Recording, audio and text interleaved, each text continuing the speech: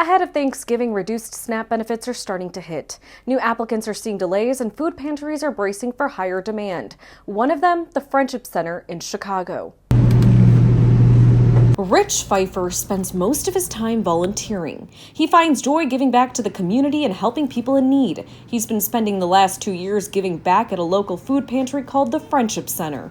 He says at this point, people know him on a first-name basis, and he participates in home delivery too. The people that we deliver to are very, very appreciative of our efforts and of showing up. They're very, very happy to see us. I would say the majority of them, when I'm finished, they'll say, "God bless you, thank you for doing this." And it's rewarding. Recently, the government shutdown has caused more people to use food pantries when SNAP benefits were temporarily suspended. Although partial benefits are resuming, hunger never stops. He says it's heartbreaking when people can't eat, and when he talks to locals, they're worried. People saying, I don't have any food. I don't have any food. I don't have any benefits. I don't know what I'm going to do.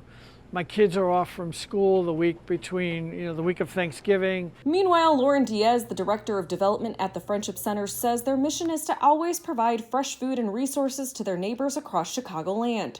Diaz says they serve close to 5,000 neighbors a month, and they're distributing 90,000 pounds of food per month. She says they've seen more people utilizing their resources. We keep changing our operations to meet the needs of our neighbors at this time.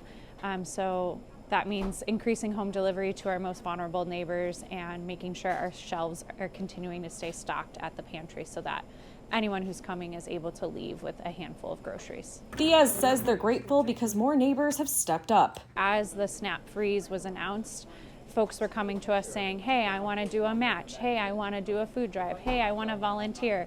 And so we received those opportunities and kept broadcasting them to the wider network. We had businesses in Lincoln Square start a raffle to help raise funds for our organization and others.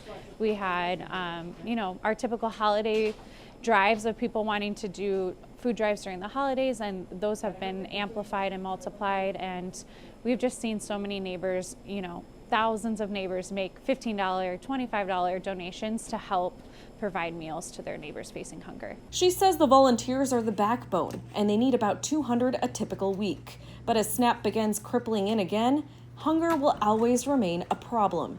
And Rich says everyone deserves to have a healthy meal. We welcome anybody. We don't require very much information. We ask what your name is. That's about it. We try not to turn anybody away. But even as funds return, new federal rules are kicking in, including tougher work requirements and changes, which could drop some families and immigrants from the program altogether. For American Crossroads, I'm Samana Sheikh.